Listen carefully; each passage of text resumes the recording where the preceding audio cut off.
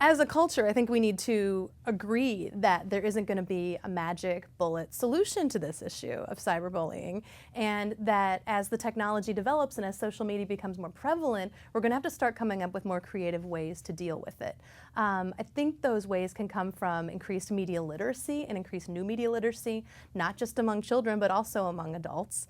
And I think as educators and parents, we do need to think of different ways that we can approach our kids and tell them, you know, not only is this sort of a moral issue and something that could hurt another human being, but give them some actual tools for how do you stop bullying when you see it online.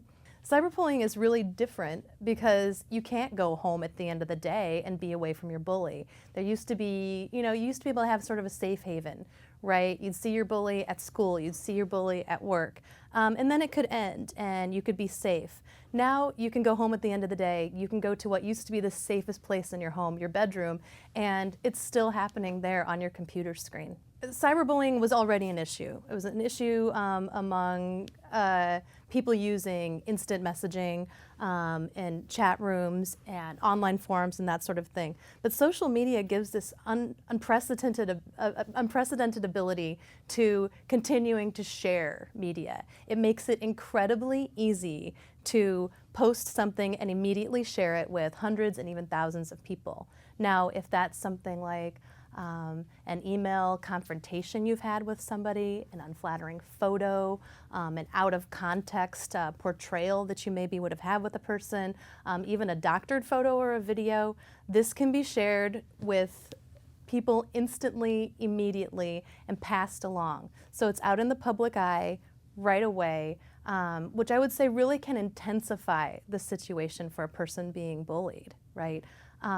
And it also can leave them powerless, I think, or at least feeling really powerless. You don't really have much of an opportunity to fight back if something's instantly been passed along to 1,000 people. And you don't necessarily have the opportunity to take it down. Growingly, it's not an option for for young people, and by young people I mean college students and younger, to not be on social media. It is really difficult to not be on Facebook.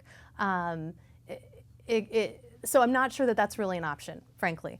But we should definitely be educating kids from a really early age on how to responsibly use the tools provided by social networks. And I think it's just going to be good old-fashioned teaching civility to our kids too. So it's sort of, understanding the new tools, but also using sort of age-old parenting and education techniques to bring light to the issue. One thing that we don't teach especially is, what do you do when you are on a social network, on a social networking site, and you witness bullying? A lot of cases, it's just very easy to see it. You might even share it. But I think a lot of people might not realize that actually makes them complicit in the process of cyberbullying, and it intensifies the bullying so much more for the victim. We need to make that clear, that that's a major part of the problem here. And I just don't think that as a culture and as educators, we've done a very good job of that.